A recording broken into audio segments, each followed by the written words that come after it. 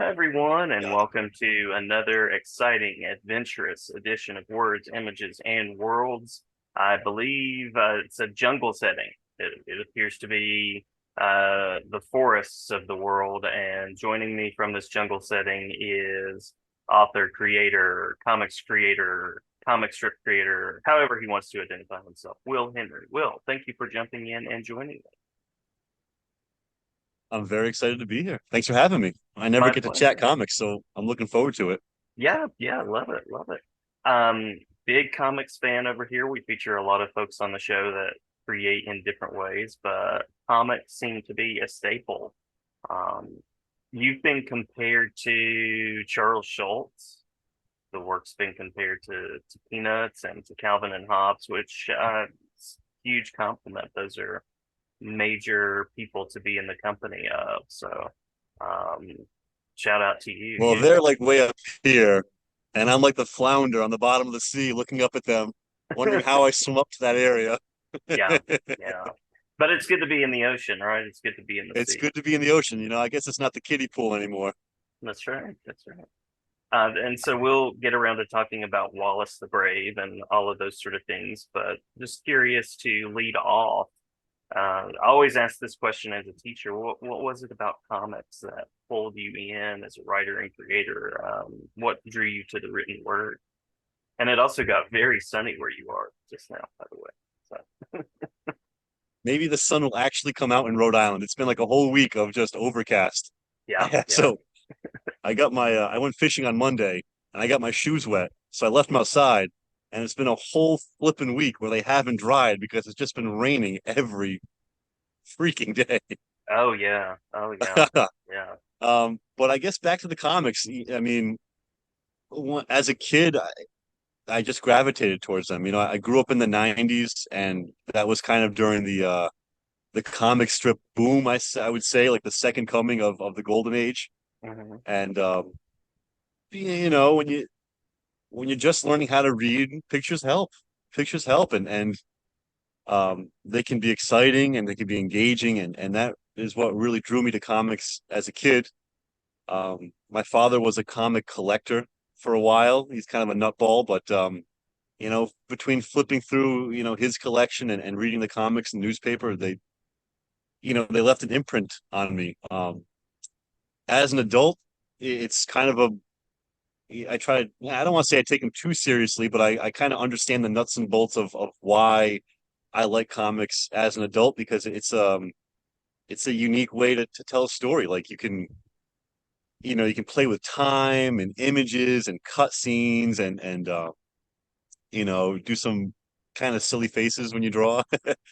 But as an adult, I think it's just how I gravitate to telling a story. Were you one of those kids that crawled into like the newspaper comic strips? Were you reading um the I'm thinking about the 90s and the muscle on muscle characters, the Image World, all of those things, Death of Superman being one of those things. Oh, What were those titles or storylines? I did a lot of the one that really got me into it was Batman, The Dark Knight Returns, the Frank Miller one. Oh yeah, yeah. My dad gave me that when I was in. So I was the kid that had all those Garfield, horizontal books in my backpack in second grade. And I was cranking through Garfield and Peanuts and Calvin and Hobbes and The Far Side. And then, like, maybe when I hit like fourth grade, my dad handed me The Dark Knight Returns. And like, Mm-hmm. my mind was blown because, before that, it was humor and the Adam West Batman for me and the animated series Batman. And then when I saw the Frank Miller Dark Knight Returns, it opened my mind to like, those gritty stories you could tell. And Yeah, yeah. after that, I kind of got into R. Crumb at a probably too young of an age, but that was, kind of eye-opening. But yeah, that was the humor strips, and then the Batman Dark Knight Returns were like two, or those are the comics that really influenced me. But now that you mention it, I guess I wasn't really a newspaper guy. I was more of a book guy, or a Hmm kid, I hmm should say. Yeah, same here. I would read the comic strips, but something about Batman in the late 80s and early 90s. I mean, it was that journey from like the 66 to the Michael Keaton to, and then Frank Miller. Like, that's a Batman that's had a very bad time for like a long time. If he ever had Yep. good times, I don't know that there were good times for that rendition. Um, so you mentioned you are in Rhode Island right now, which brings me to a place called Snug Harbor and someone named Wallace.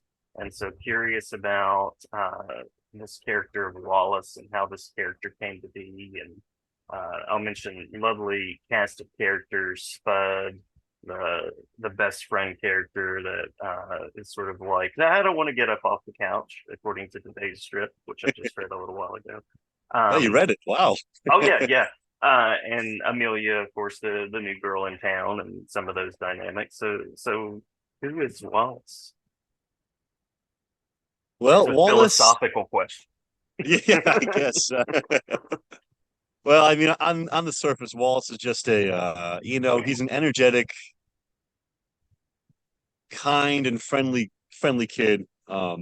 He's an optimist.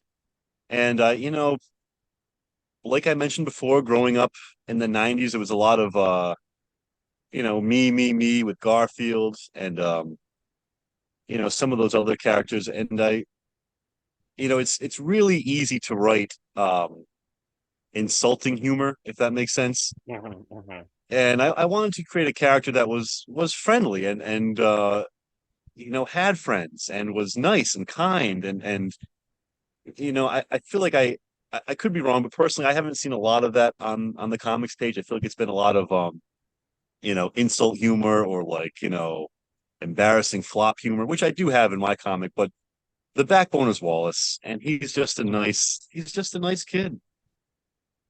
Yeah. And in a lovely town and lovely adventures, are there there have to be parts of your life that are just drawn right into that in certain Oh ways. yeah. Yeah, Well, I have two kids. I have a 5-year-old and a 3-year-old, both boys. And when I first started writing this comic, I had zero kids. yeah, yeah. And wouldn't you know it, I have two sons that are like almost very similar to the characters. My oldest is very thoughtful and loves nature and is very kind. And my youngest is just like a loose cannon. Oh my God, I can't keep track of him. He's all over the place and he's fun and he's lovely, but he's got that energy of Sterling. And Yeah, yeah.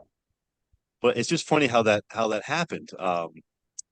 But Snug Harbor is a real place, and like you mentioned, I do draw a lot of my inspiration off the setting and the scenery, just because writing a daily comic strip, it's I don't want to say monotonous, but you do have to do things to mix it up. So I try to take parts of what I'm seeing and just say, all right, I want to draw that, and I don't want to say crowbar, but I'll find a comic that will fit in this setting, so I can draw a lovely lighthouse today because I'm sick of drawing the car that they're in or like the school building. So I try to take parts of what I see and put them into the comic just to mix it up. Love it. And I was thinking about that challenge of a daily strip. You got to do something in just a certain number of panels that has a beginning, middle, end kind of situation happening, and then just the continuous nature of it. So I'm impressed with your um, creating and working through, and I'm curious about the routines and all of those sort of things. Well, it's like anything else. The more you do it, the more routine it becomes. I Hmm. suppose. Sometimes my wife will lay in bed and be like, "You have to come up with another idea tomorrow." I'm like, "And honey, I got to come up with an idea the day after that, and the Yep, day after that." yep. So I think it might stress her out. But there was a moment. So when I first started doing Wallace the Brave, it started on a daily schedule, and I remember like maybe even the first 2 years, I was, I'd go to my drawing desk and be like, "Shit, are the ideas gonna come? Like, I hope they come." But now 5 years in, I have confidence that I can sit down and be like, "The ideas will come. You will figure it out. You will get through this week, and you will do it again next week." So And I think once you get that confidence, you get a little more free in the way you write, or you can tell stories that maybe you wouldn't have at the beginning. So Hmm. yeah, it was a funny feeling to just be like, all right, the ideas are going to come. And it's been prolific and generative. You have, is it volume five that's out in October? Is that right? Volume five. Volume five. That's what I Volume thought. five. It's called the Great Pencil Quest. Uh-huh. Uh Uh-huh. and I'm very excited about it. It's about Spud trying to sharpen a giant pencil in the school, one of those like big novelty number twos. Uh-huh. And so him and Wallace are like running around with this like big, pencil trying to figure out how to get it sharpened. It's stupid, but it's fun. It's a MacGuffin. It totally works, you know. And when you're a kid, oh my gosh, there is that challenge of the daily life of what do I do if my pencil's not sharp? I remember when I was in first grade, I traded this really nice like standard length pencil for like all of these little short ones, and then I realized, oh, he traded with me because you can't sharpen me. It's like a whole thing, right? You had a lot of them, but you couldn't do anything with them. That's right. That's right. It's a conundrum. So yeah, yeah, very cool, very cool. Um, so I think I had a question on here, something like, what do you hope readers take away from uh, the comic strip, which I'll also say is on Go Comics as well, which is where I just checked out today's edition. Hey, all right. I like that. Hmm. Hmm. Um, I, I just want, first off, the reason I do this comic is to give people a chuckle or a laugh at least once a day. So that's sort of like the baseline. If I could, spread a message of being kind and being engaging and nice and be accepting. One of the Wallace's best qualities is that he will never make fun of you. He will embrace you and he celebrates the differences in everybody. I think that's what I would want. I would want people to just, to feel warm and fuzzy and maybe, God, I hope treat each other a little bit better than we're doing right now. So Surely, surely. it might be tough to do with a daily comic strip that is kind of focusing on humor, but that would be my goal. And as I get older and my kids get older, I want them to be able to read something and say, this was my father, this is my father, and these are the values that he would like to push on society. Yeah, Propaganda. yeah. Everything is, right? Everything in a way. Everything is. Yeah, I love that message, and yeah, love that affordance of it, and that's part of what I try to do in the classroom. So I appreciate that there are people creating work out there and words and pictures to bring alongside and to Yeah. share about that. Shape those minds, mold them into something beautiful. That's right. That's right. Yeah. So I mentioned Go Comics, and I want to also give the space for mentioning Volume 5 again in October. Any web spaces that you want to mention, and then anything that I might have missed. No, there isn't anything. I've been thinking about starting a Patreon. I've heard that's kind of fun, and I've been looking Mhm. for an excuse to just do some more work because, like I mentioned, I have a 5-year-old and a 3-year-old, and so one's going to kindergarten, one's going to daycare. So I'm just kind of like poking my head out of the water, being able to take a breath, without being, in the weeds every freaking day. Mhm. So Mhm. I have a little more time to create some more work, and someone told me that might be a nice venue for it. So I was thinking about getting into that world. Yeah, yeah, Just more very cool. stuff. Very cool. Very cool. And you are also on Instagram, correct? That's the place where people can go and check out things. I am on Instagram. I have an account, but I don't have a smartphone. I still have a flip phone. So whenever I have to do Instagram, I have to go be like, honey, can I use your phone for a minute? And she's kind of getting tired of it. Gotcha. Yeah, yeah. Oh, I missed the flip phone. I missed that. Oh, it's wonderful. Yeah. The best Well, part is you can hang up on people, click, and it that's makes true. that sound that like, ugh. That's right. That cathartic moment. Yeah, Yeah, like the snap of the conversation is done. that's true. That's right. Closing it off, moving I know. on. Yeah. Well, thank you, Will. I promised you a brief chat. I'm glad that things seem safe in the jungle there. I haven't seen any creatures roving by or anything like that. So I appreciate the conversation and the time, and looking forward to reading more.